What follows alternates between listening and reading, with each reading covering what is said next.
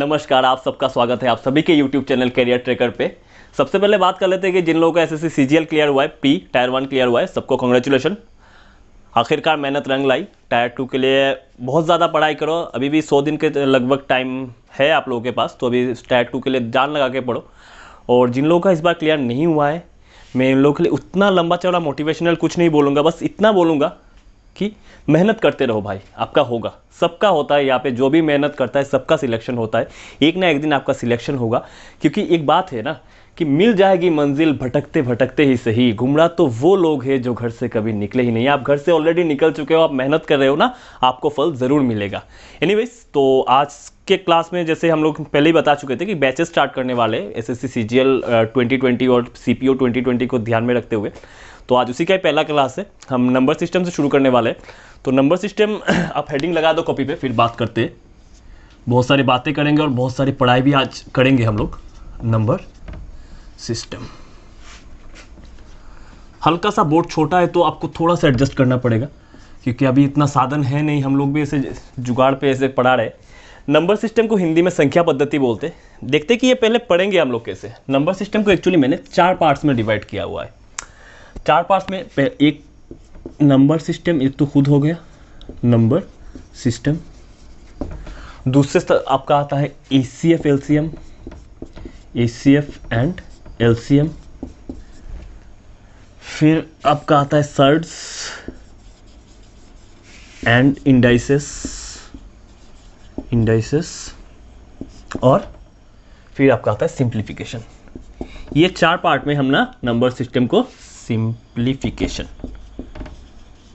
ये 4 पार्ट में ना हम नंबर सिस्टम को पढ़ने वाले हैं। तो ओवरऑल 4 पार्ट्स हम लोग कवर करेंगे, पूरा कवर करेंगे, उतना कवर कर लेंगे जितना आप किसी पेड कोर्सेज में या किसी कोचिंग में आप पढ़ रहे होंगे। आप कॉपी मिला के देख लेना, उससे थोड़ा सा ज़्यादा ही आपके पास नोट्स होगा या कंटेंट होगा।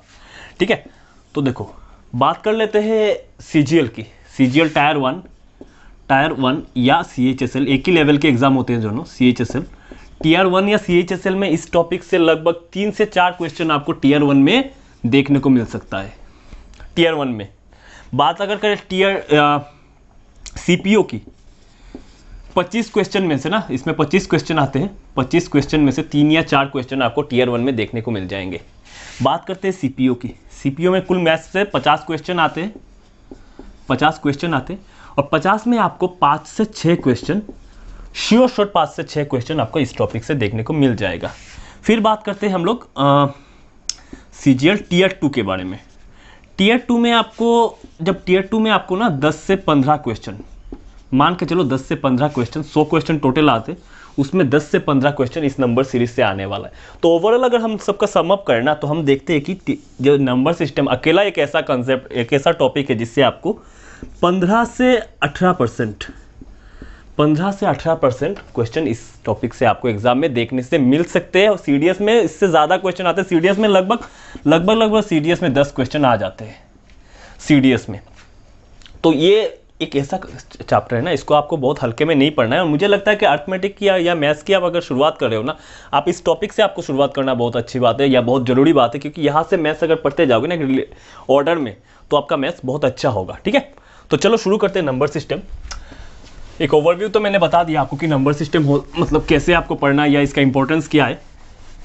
वीडियो को जितना हो सके आप लोग शेयर करो, जितना शेयर करोगे लोगों के पास पहुंचाओ, लोगों को भी, अपने दोस्तों को भी बताओ कि यहाँ पे कुछ अच्छा कंटेंट या अच्छा पढ़ाया जा रहा है, कोई कोशिश कर रहा है बच्चों को अच्छा पढ़ाने की। ठीक है, अच्छा, तो नंबर सिस्टम को हिंदी में बोलते हैं संख्या पद्धति। एक नंबर को, एक संख्या को किस तरह से रिप्रेजेंट किया जाता है, इसी के ऊपर ही बना है नंबर सिस्टम। कैसे रिप्रेजेंट करते हैं हम एक नंबर को, एक संख्या को हम कैसे रिप्रेजेंट कर सकते हैं। एक हो गया आपका डेसिमल सिस्टम से हम डेसिमल सिस्टम, इसको हिंदी में बोलते हैं दशमलव पद्धति। फिर हमारा आता है binary number system.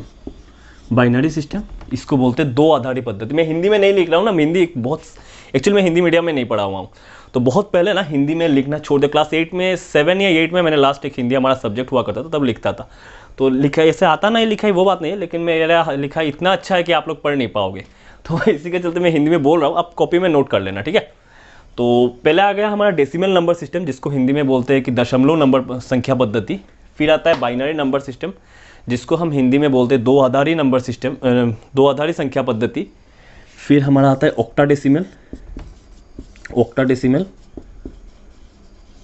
Number system, और आता है हमारा हेक्साडेसिमल, हेक्साडेसिमल नंबर सिस्टम। तो देखो ये जो दो है ना, ये उतने इंपॉर्टेंट नहीं है, ये कभी आपको पूछा नहीं जाएगा। बाइनरी और डेसिमल है ना, कभी भी कन्वर्शन पूछ लेता है। मैंने क्यों ये बताया, क्योंकि बहुत से टीचर क्या करते हैं, या बहुत कोई कैसे पढ़ता है कि डायरेक्ट क्लासिफिकेशन ऑफ नंबर पे चला जाएगा, जैसे रियल नंबर फिर इमेजिनरी नंबर, वैसे चला जाता है। लेकिन मैं ये क्यों बताया ना कि क्योंकि कभी कभी ना 2016 प्री में शायद, हाँ 2016 प्री में आपका इससे सवाल आ चुका है कि बाइनरी से डेसिमल आप कन्वर्ट करके बताओ। तो ये चीज़ें पता होनी चाहिए आपको, जैसे हम लोग पढ़ रहे हैं ना, हमको सारी बातें पता होनी चाहिए। इसी जब आपको सारी के सारी बातें पता होगी तभी आपके अच्छे नंबर आएंगे। तो डेसिमल नंबर सिस्टम या दशमलव नंबर सिस्टम, इसमें टोटल कितने डिजिट है, 10 डिजिट है। कितने, 10, 0 1 2 3 ऐसे करते करते 9 तक के 10 डिजिट है डेसिमल नंबर सिस्टम में। थोड़ा जल्दी पढ़ा लेता हूँ, ये सब चीज़ें बहुत लोगों को पता होगी, मेन कंटेंट में होते। बाइनरी नंबर सिस्टम में हम 2 डिजिट यूज़ करते हैं। बाइनरी दो आधारी संख्या पद्धति में हम टोटल 2 डिजिट यूज़ करते हैं। क्या क्या, 0 और 1, ये 2 डिजिट हम बाइनरी नंबर सिस्टम में यूज़ करते हैं। ठीक है, इतना तक आप कॉपी कर लो। हम अभी कन्वर्शन पे देखते हैं, बाइनरी से डेसिमल, डेसिमल से बाइनरी, ये सारे कन्वर्शन हम देखेंगे। आप हेडिंग लगाओ, डेसिमल टू बाइनरी कन्वर्शन। कैसे एक डेसिमल संख्या को या जो दशमलव में दिया हुआ है उसको हम कैसे बाइनरी में कन्वर्ट करेंगे, फिर बाइनरी से कैसे डेसिमल में कन्वर्ट करते हैं, वो चीज़ें हम लोग सीखेंगे। जैसे मान लो एक नंबर है 95 मान लो, 95 एक नंबर है। ये क्या है 95, ये एक हमारा डेसिमल नंबर है, 9 5 है, डेसिमल के डिजिट है ना, 95 है। इसको हमें बाइनरी में कन्वर्ट करना है। तो इसको इससे सब बहुत सी तकनीक है इसको कन्वर्ट करने की। जैसे इसके सबसे इजी टेक्निक मैं मानता हूँ कि इसको 2 से भाग देते चलो, 2 से भाग देते चलो और शेषफल यहाँ पे लिखते चलो।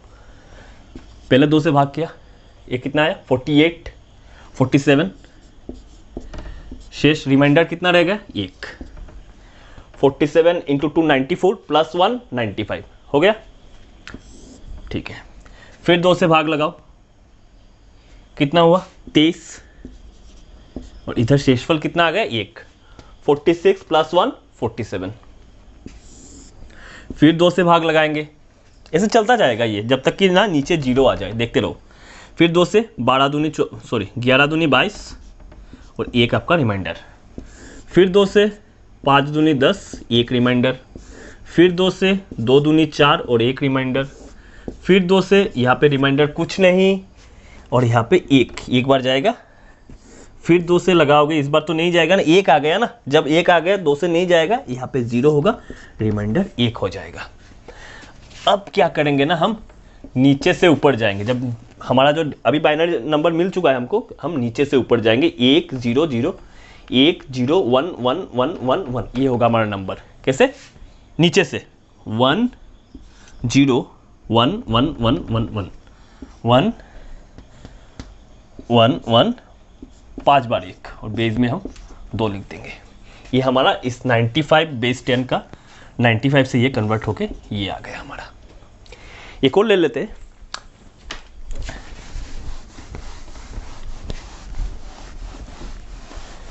एक और नंबर ले लेते हैं, मान लो 87। इसे हमें कन्वर्ट करना है बाइनरी में। ठीक वैसे ही करेंगे, 2 से पहले करेंगे, 2 से करते जाएंगे तो 40 44 43 आ गए, 1 आपका रिमाइंडर आ गया। फिर 2 से करेंगे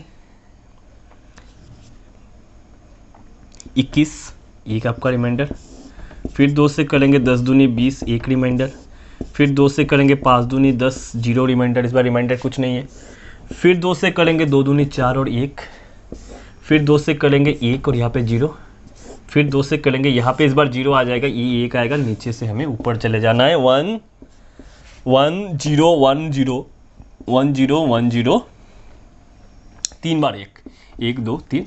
बेस का 2, बाइनरी का ये बेस 2 के लिए हम लोग लिखते हैं। ठीक है, अब देख लेते हैं, थोड़ा जल्दी करा रहा हूँ ये सब चीज़ें क्योंकि बहुत को पता होंगी ये सारी बातें, और जिनको पता भी नहीं है तो अब देख लिया, इजी मेथड है यार।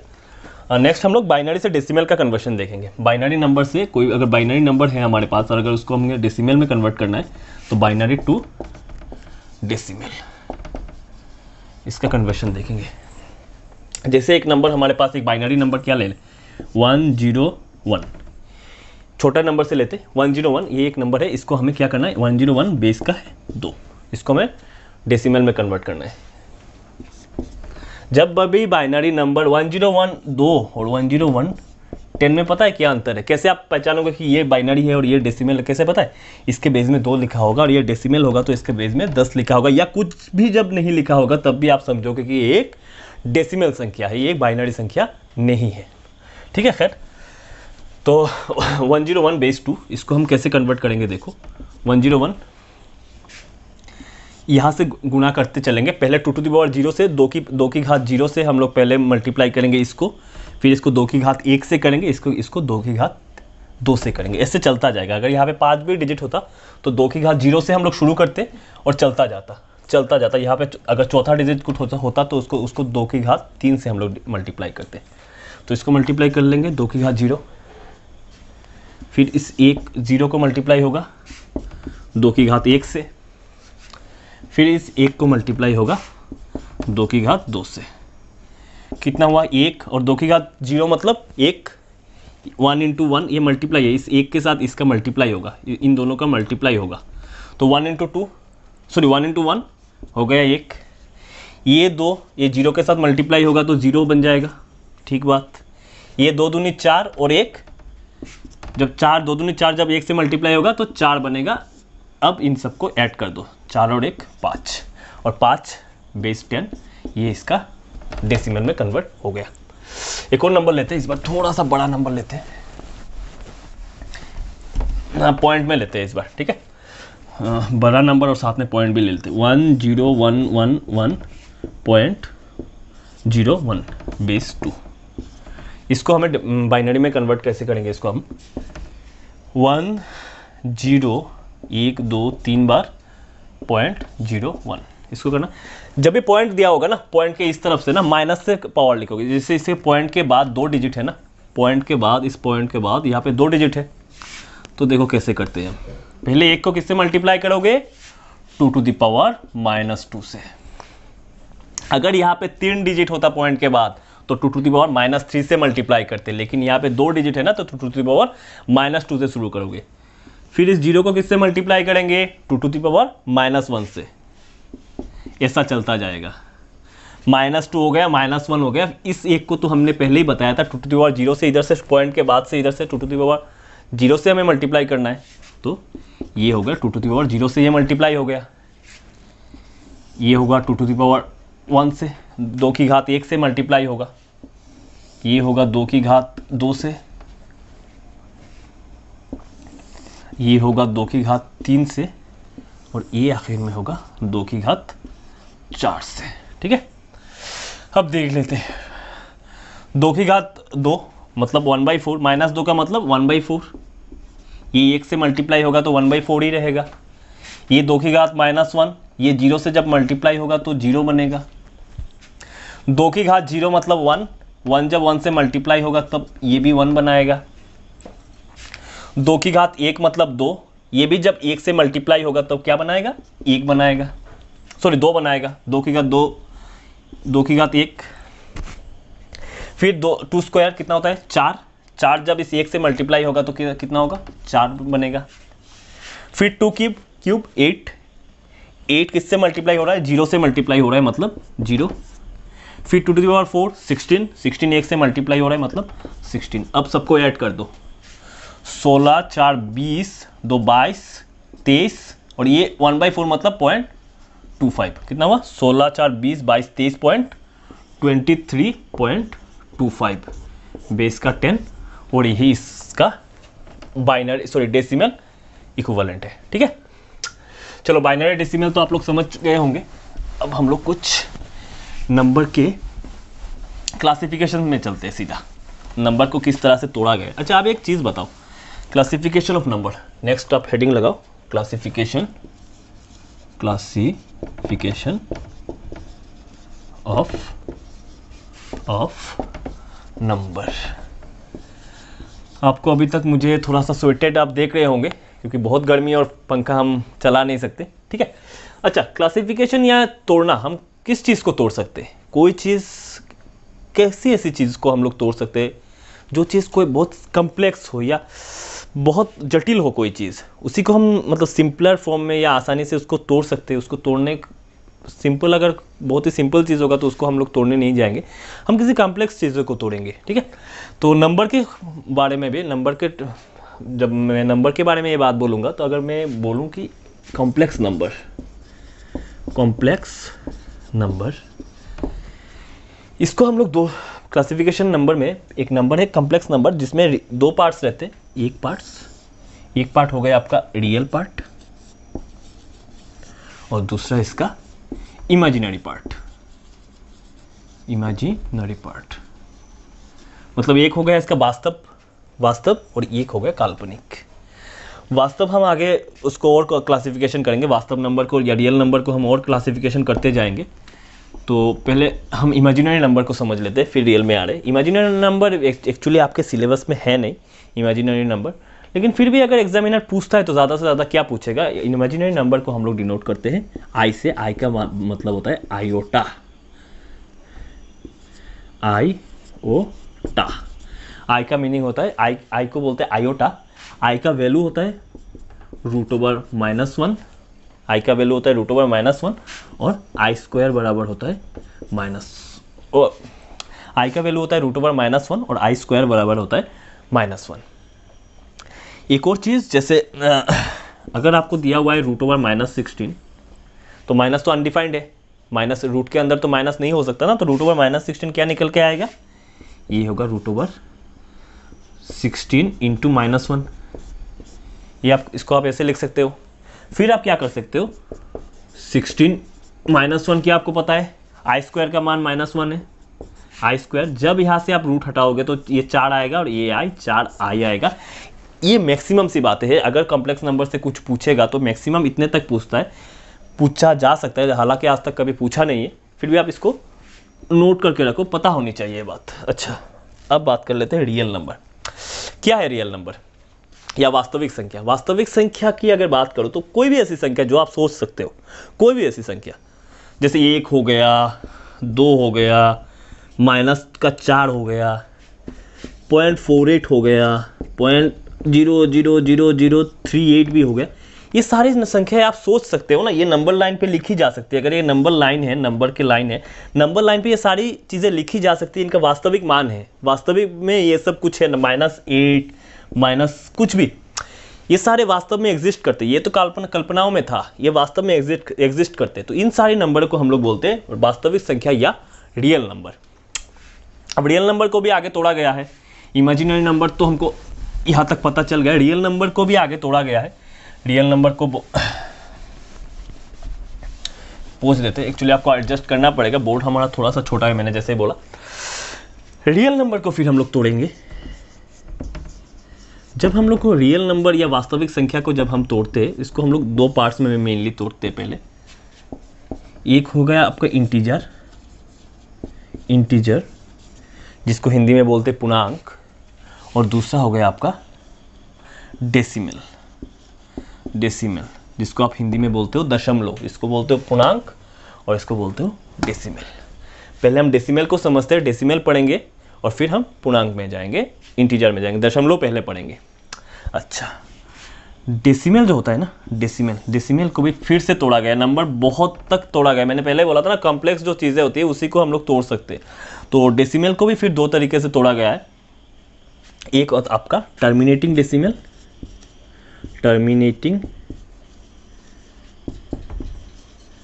डेसिमल और दूसरा आपका नॉन टर्मिनेटिंग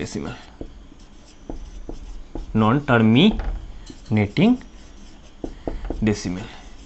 इसको बोलते हैं शांत दशमलव और इसको बोलते हैं अशांत दशमलव। क्यों शांत दशमलव? क्यों? जैसे 0.75, इसके बाद कुछ नहीं है, शांत हो गया ना, पॉइंट के बाद 7575 आ गया, ये शांत हो गया 0.87, ये क्या हो गया, शांत हो गया यहाँ पे, तो इसीलिए इसको टर्मिनेटिंग बोलते हैं, टर्मिनेट हो रहा है, खत्म हो रहा है, उसके बाद दशमलव के बाद 2 या 3 डिजिट में ये खत्म हो रहा है दशमलव, तो इसीलिए इसको बोलते हैं टर्मिनेटिंग डेसिमल। लेकिन नॉन टर्मिनेटिंग डेसिमल जो होता है, जैसे 0.33333 चलता जाएगा, पता नहीं कब तक चलेगा, ये टर्मिनेट नहीं हो रहा है, ये खत्म नहीं हो रहा है, ये अशांत है, इसीलिए इसको अशांत दशमलव बोलते हैं, और ये चलता रहता है, इसीलिए इसको हम लोग टर्मिनेटिंग, या फिर 0.1 2 3 4 5 6 7 8 ऐसे चलता रहा है, चल रहा है ऐसे, तो इन सबको हम लोग नॉन टर्मिनेटिंग डेसिमल बोलते हैं, ये चलता जाता है, ठीक है।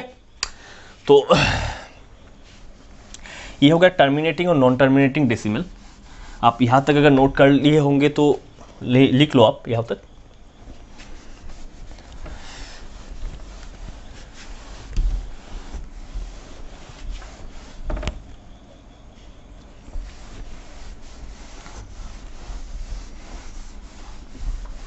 अच्छा, टर्मिनेटिंग और नॉन टर्मिनेटिंग डेसिमल और ये सब पढ़ने से पहले एक चीज़ मैं बीच में से एक चीज़ पढ़ा रहा हूँ, जो है आपका रैशनल और इरेशनल नंबर। बहुत कंफ्यूज करता है बच्चों को कि रैशनल नंबर क्या है, इरेशनल नंबर क्या है। तो पहले आप रैशनल नंबर समझो, जिसको हिंदी में आपका बोलता है परिमेय संख्या, rational number, rational number. Rational number क्या होता है, कोई भी संख्या जिसको हम p बाई क्यू के फॉर्म में या कोई फ्रैक्शन में लिख सकते हैं, किसी भी संख्या जिसको हम लोग फ्रैक्शन में लिख सकते हैं उसको हम लोग रैशनल या परिमेय संख्या बोल सकते हैं, प्रोवाइडेड इसका एक कंडीशन ये है कि q बराबर 0 नहीं हो सकता। q 0 के बराबर नहीं होता, क्यों नहीं हो सकता, अगर q 0 हो जाएगा तो p बाई क्यू अनडिफाइंड हो जाएगा, तब ये डिफाइन नहीं कर पाओगे आप। इसीलिए q 0 नहीं हो और ऐसा कोई संख्या जिसको हम इस मूल में लिख सकते हैं, p बाई क्यू आकार में लिख सकते हैं, इन सब संख्या को हम लोग बोलते हैं रैशनल संख्या या परिमेय संख्या। जैसे कोई भी संख्या ले लो आप, 1 2 या 0, ये परिमेय होगा, 0 रैशनल होगा, क्यों नहीं होगा, 0 के नीचे हम 0 को छोड़ के 0 बाई 0 हम नहीं लिख सकते क्योंकि वो तब अनडिफाइंड हो जाता है। 0 बाई 0 छोड़ के हम 0 के नीचे 1 लिख सकते हैं, 1 से भी ये डिविजिबल है, 2 से भी डिविजिबल है, कुछ भी लिख सकते हैं, मतलब ये इसको हम p बाई क्यू के फॉर्म में लिख सकते हैं। जैसे 1 आ गया, इसके नीचे हम 1 लिख सकते हैं, किसी भी संख्या का नीचे हम लोग 1 लिखेंगे तो कोई वैल्यू में कोई फर्क नहीं पड़ता ना, तो 1 के नीचे भी हम लोग 1 लिख सकते हैं, 2 के नीचे 1 लिख सकते हैं, 4/25 ये भी एक रैशनल नंबर है। तो ये सब परिमेय संख्या का सब एक परिमेय संख्या है। मैं समझाने के लिए बोल रहा हूँ क्योंकि आगे जब मैं नॉन टर्मिनेटिंग और टर्मिनेटिंग डेसिमल समझाऊंगा ना, उसमें ये चीज़ अच्छे से निखर के आएगा, अच्छे से समझने में आएगा तुमको। तो ये रैशनल नंबर है। और इरेशनल नंबर ठीक उसका उल्टा, इरेशनल नंबर या इरेशनल नंबर, अच्छा पहुँच देता हूँ।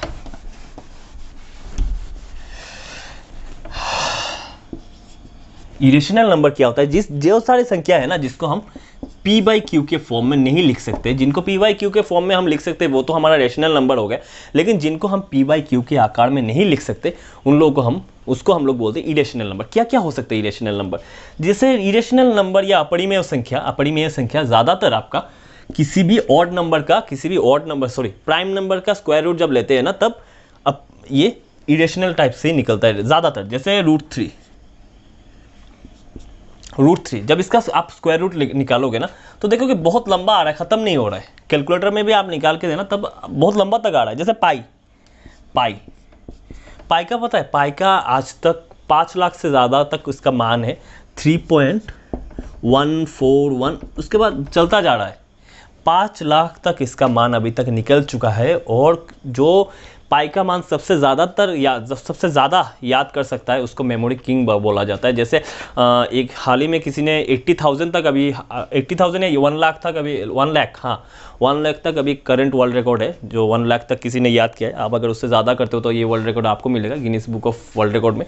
अच्छा, तो 3.14 ये चलता जा रहा है ना, तो ये ख़त्म नहीं हो रहा। इसको आप p बाई क्यू फॉर्म में कैसे लिखोगे, लेकिन आप बोलोगे कि इसका तो 22/7 भी तो पाई का मान है, ये तो p बाई क्यू फॉर्म में है, लेकिन बेटा ये 22/7 ये इसका एग्जैक्ट मान नहीं है, ये इसका अप्रोक्सीमेट मान है। 22/7 आप करके देखो 3.141 इतना तक नहीं आएगा। तो ये इसका अप्रोक्सीमेट मान है, लेकिन पाई एक है कि पाई एक इरेशनल नंबर है ना कि रेशनल नंबर है। बहुत बार पूछा गया है, बहुत से एग्जाम में पूछा गया है कि पाई क्या रेशनल है क्या या इरेशनल है। बच्चे को पाई का मान 22/7 पता होता है, वो डायरेक्ट रेशनल नंबर पे लगा देता है, लेकिन वो रेशनल नंबर है ही नहीं, वो एक इरेशनल नंबर है पाई।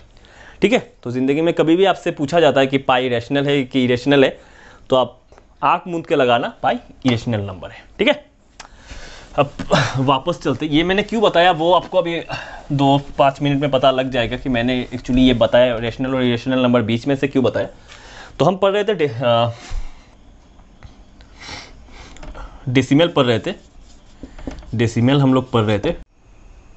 ठीक है, तो इस हमने रेशनल और इरेशनल दोनों संख्याएं समझ ली।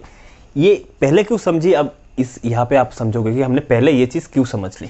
ठीक है, तो डेसिमल नंबर पे हम लोग क्लासिफिकेशन पढ़ रहे थे। डेसिमल नंबर का 2 टाइप का क्लासिफिकेशन होता है, एक होता है टर्मिनेटिंग डेसिमल। इसका मतलब क्या होता है कि शांत डेसिमल इसको हिंदी में बोलते हैं। और दूसरा होता है non terminating decimal.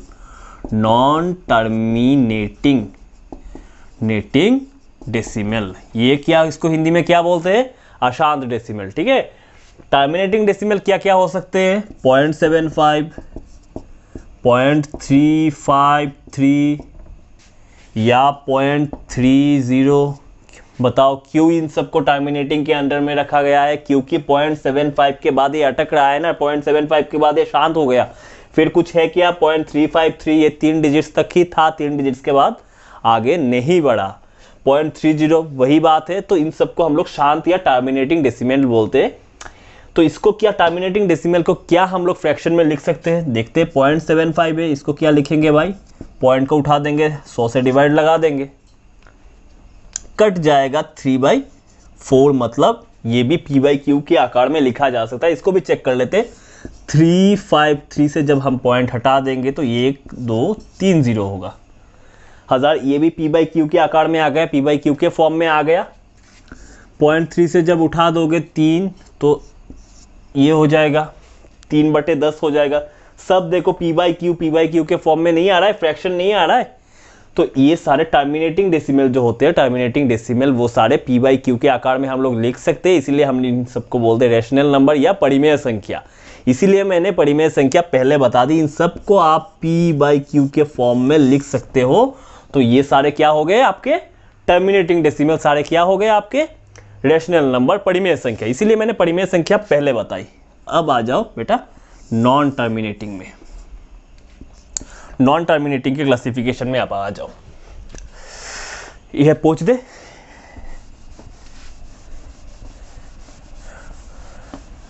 Non terminating के क्लासिफिकेशन में आप आ जाओ। नॉन टर्मिनेटिंग को फिर हमने 2 टाइप से डिवाइड किया। नॉन टर्मिनेटिंग को, या इसको हिंदी में बोलते हैं अशांत डेसिमल। अशांत डेसिमल किस चीज़ को बोलते हैं, जैसे ये शांत नहीं होता, जैसे 0.3333 चलता जा रहा है, ये शांत हो रहा है, नहीं हो रहा है, तो इसको हम लोग बोलते हैं अशांत या टर्मिनेटिंग डेसिमल। इसको भी हम 2 तरीके से तोड़ते हैं, 2 तरीके से इसको हमने डिवाइड किया। एक है आपका रिपीटिंग, जिसका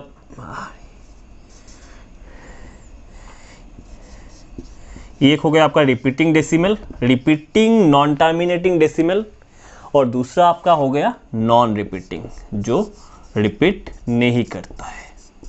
ठीक है, नॉन रिपीटिंग एक हो गया रिपीटिंग, दूसरा हो गया नॉन रिपीटिंग, जो रिपीट नहीं करता। रिपीटिंग और नॉन रिपीटिंग में क्या अंतर है, रिपीटिंग अगर बोलेंगे हम तो 0.3333 ये चलता जाएगा, ये रिपीट हो रहा है ना, 3 के बाद थमा है क्या, चलता जा रहा है, कहाँ तक खत्म होगा हमें नहीं पता है। या 0.353535 ये भी चलता जा रहा है। 3535 देखो बार बार रिपीट हो रहा है, ये 35 ये बार बार रिपीट हो रहा है ना। इन सबको हम लोग बोलते हैं repeating non terminating decimal, repeating non terminating decimal. अगर हम लोग non repeating non terminating decimal की बात करें तो क्या क्या हो सकता है, जैसे 0.754321 चलता जा रहा है। यहाँ पे देखो कोई नंबर भी रिपीट हो रहा है क्या, कोई पैटर्न, कोई पर्टिकुलर पैटर्न को या फॉलो कर रहा है, नहीं कर रहा है ना। नंबर अपने आप में रेंडमली नंबर आ रहे हैं, रिपीट होते जा रहे हैं। तो ये सारे क्या हो गए नॉन रिपीटिंग। जैसे पाई भी नॉन रिपीटिंग नंबर होगा, क्योंकि पाई का वैल्यू 3.141 फिर चलता जा रहा है। मैंने पहले बताया था ना, उसमें रेशनल और नॉन रेशनल में, इरेशनल में, तो पाई भी क्या होगा, non repeating non terminating decimal. अब यहां पे पूछ लेता हूं, रुको। अब एक चीज बताओ, नॉन रिपीटिंग जो है ना, इसको कैसे हम लोग पी बाई क्यू के फॉर्म में लिखते हैं, वो आपको सीखने की जरूरत है, वो एग्जाम में काफी बार पूछा जाता है। जैसे 0.3333 ये चलता गया, ठीक है। जब ऐसा होता है ना, तब हम इसको डिनोट करते हैं 0.3 और ऊपर एक बार लिख देते हैं। बार का मतलब है कि ये रिपीटिंग है, ये रिपीटिंग डेसिमल है, ऊपर बार लिख दिया, ठीक है। अब इसको पता है इसको कैसे फ्रैक्शन में हम लेंगे। बार का मतलब है 9, अगर बार दिया होता है तो हम 9 नीचे लिख देंगे और फिर उस नंबर को एज इट इज लिख देंगे। एक संख्या के ऊपर बार है तो 9 है। अगर 0.453 ऐसा अगर चलता जाए तो हमें पता है कि ये जो 453 है ना, ये अपने आप में रिपीट होती जा रही है ना, तो हम इसको लिख देंगे 0.453 और ऊपर बार, मतलब बार बार आ रहा है ना, तो ऊपर बार लिख देते हैं, ठीक है। तो 453। अब इसको कैसे लिखेंगे हम लोग फ्रैक्शन में, इस बार तो 3 संख्याओं के ऊपर बार है ना, तो हम लिखेंगे 9, 3 9 लिख देंगे, 9 3 बार लिख दिया और ऊपर 453। मतलब जो रिपीटिंग है ना, ये पी बाई क्यू के फॉर्म में हमने लिख के देख लिया, तो ये रेशनल नंबर, सॉरी ये रेशनल नंबर, ठीक है। ये कन्वर्सन बहुत इंपॉर्टेंट है। एक और जैसे ऐसे भी कभी आ सकता है, जैसे 4.4323232, ठीक है, और ये चलता जा रहा है। अब देखो क्या रिपीट हो रहा है, अब 432 रिपीट नहीं हो रहा है, सिर्फ ये 32 रिपीट हो रहा है, ये 3232 रिपीट हो रहा है। तो इसको अगर हम रिप्रेजेंट करेंगे, कैसे करेंगे, बार से 0.4 फिर 32 बार बार रिपीट हो रहा है ना, 32 के ऊपर बार होगा। तो अब इसको कैसे हम कन्वर्ट करेंगे पी बाई क्यू में या फ्रैक्शन में, कैसे कन्वर्ट करेंगे इसको कन्वर्ट करने के लिए हमें तो एक चीज पता है कि जितने संख्याओं के ऊपर बार है उतने 9 बैठेंगे, 9 उतने बैठेंगे, तो हमने 2 9 बैठा दिया। बताओ कोई दिक्कत। फिर जितने संख्याओं के ऊपर बार नहीं होंगे, जितने संख्याओं पे बार नहीं होंगे, वो उतने 0 हम बिठाएंगे। जैसे यहाँ पे एक संख्या है जिसके ऊपर बार नहीं है, तो हम 1 0 बिठा देंगे। बताओ कोई दिक्कत। अगर यहाँ पे 3 डिजिट होता है, ऐसा 3 डिजिट होता कि जिनके ऊपर बार नहीं है, और 2 डिजिट ऐसा होता कि जिनके ऊपर बार है, तो 2 9 बैठता और 3 0 बैठते। चीजों में अंतर करना सीखो, ठीक है। अब क्या करेंगे ना, ऊपर एज इट इज इस नंबर को लिख देंगे। 432 है, इसको एज इट इज हमने लिख दिया, ठीक। इससे क्या घटाएंगे पता है, इससे 4 घटा देंगे। जो संख्या जो बच जाएगी ना बार से, जो अलग होगा संख्या, बार को छोड़ के जो संख्या होगा ना, वो घटा देंगे। जैसे 432 में से 4 घटेगा इस बार, क्योंकि 4 के ऊपर बार नहीं है। समझे मेरी बात। तो यहां पे 990 और ये हो जाएगा 428। ये मैं काटने की कोशिश, मतलब कष्ट नहीं कर रहा हूं, ये तुम काट के भी देख लेगा ना। तो ये आ गया इस फ्रैक्शन को, अगर इसको अगर तुम फ्रैक्शन में कन्वर्ट करोगे, पी बाई क्यू के आकार में कन्वर्ट करोगे, तो ऐसा होगा। काफी बार पूछा जाता है कि बार से आप इसको फ्रैक्शन में कन्वर्ट करके दिखाओ। बहुत बार पूछा गया है CHSL में, लगता है कि पिछले बार ही, मुझे याद है पिछले बार ही पूछा गया था इससे ऐसे बार से इसको कन्वर्ट करने के लिए, ठीक है। तो ये हो गया हमारा डेसिमल तक हमने पूरा कर लिया। अब इंटीजर की बारी।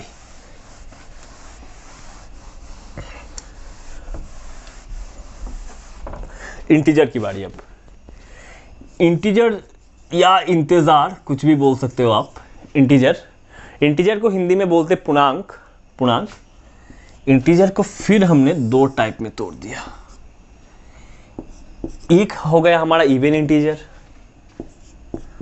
इवन इंटीजर और दूसरा हो गया हमारा ऑड इंटीजर। या हम कह सकते हैं कि एक हो गया हमारा इवन नंबर और दूसरा हो गया हमारा ऑड नंबर, ठीक है। अब इवन नंबर की बात करते हैं। इवन नंबर क्या क्या होंगे भाई, -∞ से शुरू होगा, चलता जाएगा, फिर आएगा -4, -2। अब बताओ तो मुझे उसके बाद क्या होगा, 2 का गैप में होगा ना। इवन नंबर 2 घटता जाएगा, 2 के गैप में होगा। अगर 4 से 2 घटा तो -2 हुआ।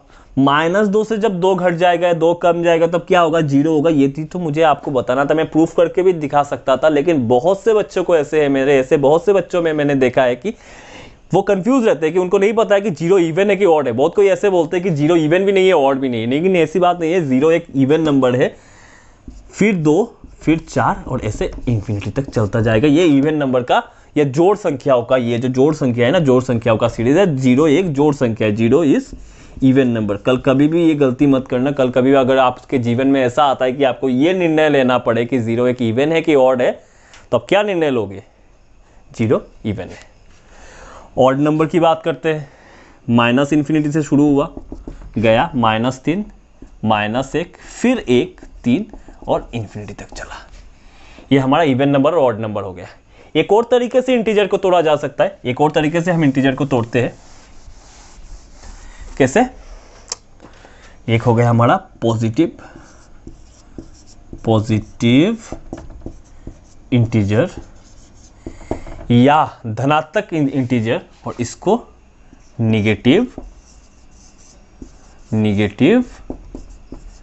इंटीजर या ऋणात्मक इंटीजर। ठीक है। अब पॉजिटिव इंटीजर भाई कौन कौन से होंगे? पॉजिटिव इंटीजर आपके शुरू होगा 1 से, 2, 3 फिर इन्फिनिटी तक। ये हो गए आपके पॉजिटिव इंटीजर। जीरो को मैंने क्यों नहीं लिखा बताऊंगा। फिर निगेटिव इंटीजर की अगर बात करें तो ये माइनस इन्फिनिटी से शुरू होगा, चलता जाएगा -2, -1 और ख़त्म हो जाएगा। -1 भी ले लिया, 1 भी ले लिया, बच गया हमारा जीरो। इसको हम अलग से लेते हैं, जीरो। ये ना आपके पॉजिटिव इंटीजर में आता है ना निगेटिव, लेकिन जीरो इंटीजर है।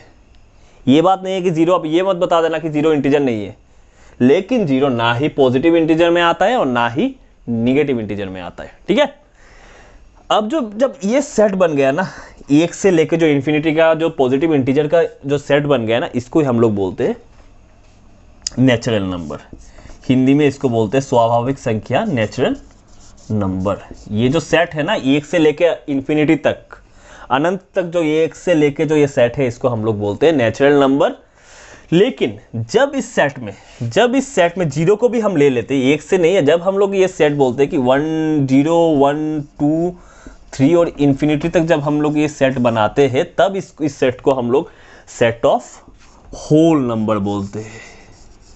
होल नंबर बोलते हैं। तो नेचुरल नंबर और होल नंबर में उतना ही डिफरेंस है कि नेचुरल नंबर एक सेट है जो 1 से शुरू होकर इन्फिनिटी तक जाता है, 1 से शुरू होकर अनंत तक जाता है।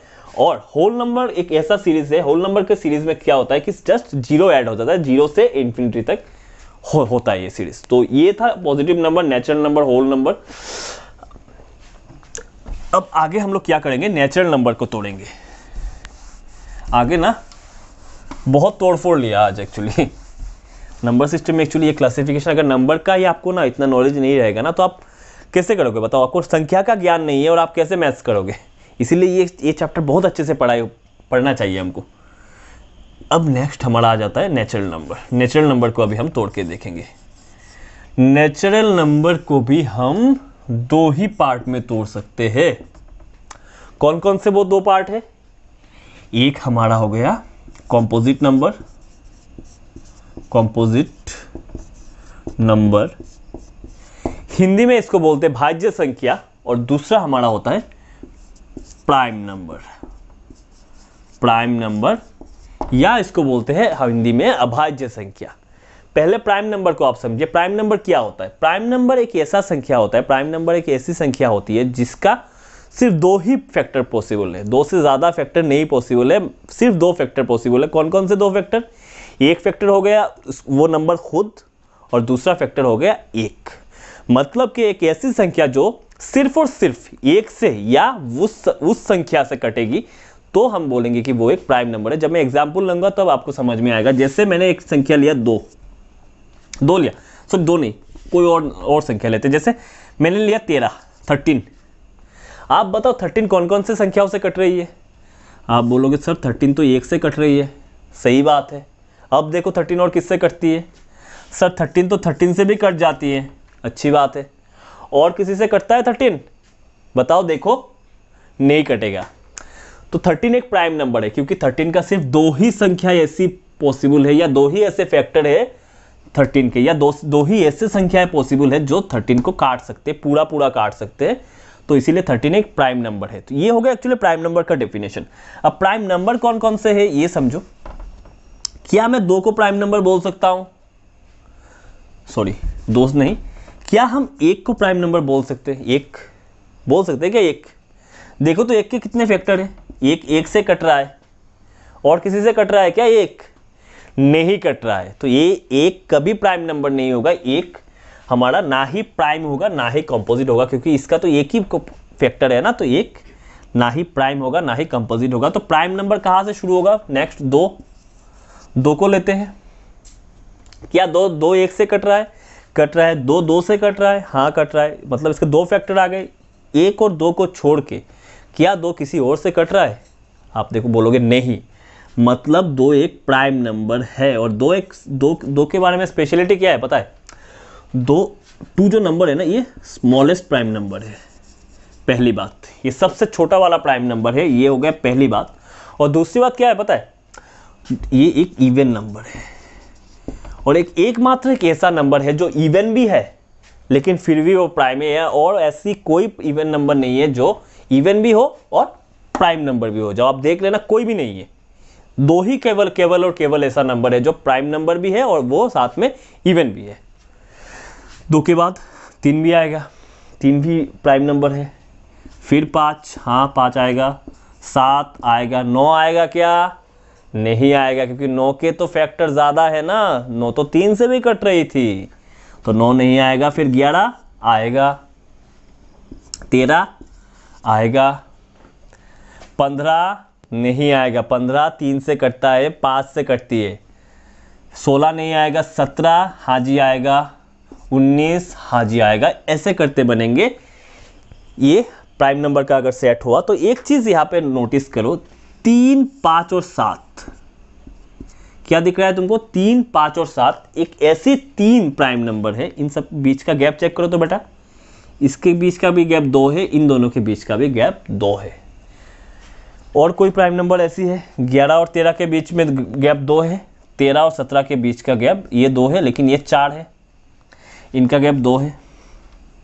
तो मेरा कहने का क्या मतलब है कि 3, 5 और 7 लगातार आने वाले 3, 5 और 7 लगातार आने वाले 3 ऐसी प्राइम नंबर है जिनके बीच का गैप सेम है, जिनके बीच का गैप 2-2 है, सेम है जिनके बीच का गैप। और ऐसी कोई प्राइम नंबर, ऐसी कोई 3 प्राइम नंबर नहीं है जिनके बीच का गैप 2-2 आए, 2 आए जिनके बीच का गैप। तो 3, 5 और 7 एक 3 ऐसी प्राइम संख्या है जो लगातार आती है, लगातार 2-2 की गैप में आ रही है। ऐसी कोई 3 प्राइम संख्या नहीं है जो लगातार आती होगी। ठीक है, तो ये 3, 5 और 7 बहुत इंपॉर्टेंट चीज़ है, ये नोट कर लो। और एक और चीज़ बहुत इंपॉर्टेंट चीज़ है, 1 से लेके 50 के बीच, 1 से लेके 50 के बीच अगर हम लोग प्राइम नंबर्स काउंट करें तो टोटल 15 नंबर्स आते हैं, 15 नंबर्स आते हैं 1 से लेके 50 के बीच। 51 से 100 के बीच 10 नंबर्स आते हैं, 10 प्राइम नंबर्स आएंगे, 10 ऐसे नंबर्स आएंगे जो कि प्राइम हो गए 91 से 100 के बीच। अब जब हम बोलेंगे कि 1 से 100 के बीच कितने प्राइम नंबर्स है, तो आप बोलोगे 25 नंबर है प्राइम नंबर्स। 25 ऐसे नंबर है 1 से 100 के बीच जो प्राइम नंबर है। तो प्राइम नंबर इतना बहुत है, आप इन सब चीज़ों की नोट बना लो। कॉम्पोजिट नंबर मुझे लगता है कि बताने की ज़रूरत है नहीं, प्राइम नंबर का ठीक उल्टा, मतलब इसका 2 से ज़्यादा फैक्टर्स होंगे, मोर देन 2 फैक्टर्स, इसके 2 से ज़्यादा होंगे। क्या क्या वो नंबर हो सकते हैं? जैसे 6, भाई 6 के कितने फैक्टर्स है? 6 1 से कटता है, हाँ जी कटता है। 6 6 से कटता है, हाँ जी कटता है। 6 फिर 2 से कटता है, हाँ कटता है। 6 3 से कटता है, हाँ कटता है। मतलब 2 से ज़्यादा इसके फैक्टर्स आ रहे हैं ना, मतलब ये एक कंपोजिट नंबर है। कोई भी संख्या जिसके 2 से ज़्यादा फैक्टर्स आ रहे हैं वो एक कंपोजिट संख्या होगी। हिंदी में इसको भाज्य संख्या बोलते हैं। तो यही था भाज्य संख्या की परिभाषा। बढ़ते हैं आगे, थोड़ा सा जल्दी में पढ़ा रहा हूँ क्योंकि ये एकदम बेसिक बातें हैं ना, ये आप एक एक बार देखोगे तो आपको याद आ जाएगा। फिर कुछ चीज़ें छूट गई थी, जैसे आपको एक है relatively prime. Relatively prime. Hindi में इसको बोलते सह अभाज्य संख्या। क्या होता है सह अभाज्य संख्या? देखो, रिलेटिवली प्राइम एक ऐसी दो संख्याओं का सेट है जिनके बीच का डिफरेंस जिनके बीच का डिफरेंस नहीं, जिनके बीच में कोई भी कुछ कॉमन नहीं है। कोई भी ऐसी दो संख्याओं का सेट, जैसे हमने सेट लिया 4 और 9 का सेट। अब बताओ, इनके बीच में प्राइम नंबर होना जरूरी नहीं है, लेकिन इसमें क्या होता है कि हम कुछ दो ऐसे नंबर सिलेक्ट करते हैं कि जिनके बीच में कुछ भी कॉमन नहीं होता है। वो उन दो नंबर का जो सेट बनता है ना, उसको हम लोग बोलते हैं रिलेटिवली प्राइम। जैसे 4 और 9 का सेट है, बताओ इन दोनों में कुछ कॉमन है कि नहीं? लेकिन दोनों कंपोजिट नंबर है, ये भी अभाज्य संख्या भाज्य संख्या है, ये भी भाज्य संख्या है, दोनों कंपोजिट नंबर है, लेकिन इन दोनों के बीच में कुछ कॉमन है क्या? कुछ कॉमन हम ले सकते हैं क्या? 4 और 9 में कुछ कॉमन नहीं है। मैंने दो प्राइम नंबर भी ले लिए, 3 और 2 ले लिए, इनमें कुछ कॉमन है क्या? आप बोलोगे नहीं कॉमन है। मैंने 14 और 3 का लिया, कुछ कॉमन है? नहीं कॉमन। तो जो दो नंबर का सेट, रिलेटिवली प्राइम नंबर हमें बताता है कि एक दो नंबर्स का हमें सेट लेना है और उन दोनों नंबर्स में कुछ कॉमन नहीं होना चाहिए, कुछ भी कॉमन नहीं होना चाहिए, लेकिन प्राइम ही हो, वो दोनों संख्याएं प्राइम नंबर ही हो, वो कहीं भी नहीं है, वो जरूरी नहीं है। तो ये हो गया आपका रिलेटिवली प्राइम। उम्मीद है कि आप लोग चीजें समझ पा रहे हो। एक और होता है कोप्राइम। कोप्राइम क्या होता है? कोप्राइम सीधी बात है, coprime set of two prime number. ये एकदम सीधा बात है, दो प्राइम नंबरों का सेट कोप्राइम, मतलब दो अभाज्य संख्याओं का जो सेट होगा वो कोप्राइम होगा। जैसे 2, 3 का सेट, भाई ये कोप्राइम है। जैसे 5 और 7 का सेट, हाँ ये कोप्राइम है। क्या 9 और 2 का सेट कोप्राइम होगा? नहीं होगा। क्यों नहीं होगा? इस बार इनमें कॉमन का बात तो हमने रिलेटिवली प्राइम में पढ़ा था, कंफ्यूज मत हो।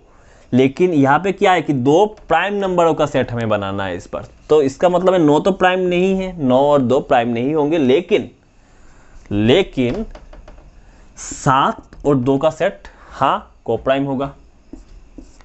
13 और 17 का हाँ कोप्राइम होगा। तो ये हो गया हमारा कोप्राइम की परिभाषा। एक और चीज आता है ट्विन प्राइम।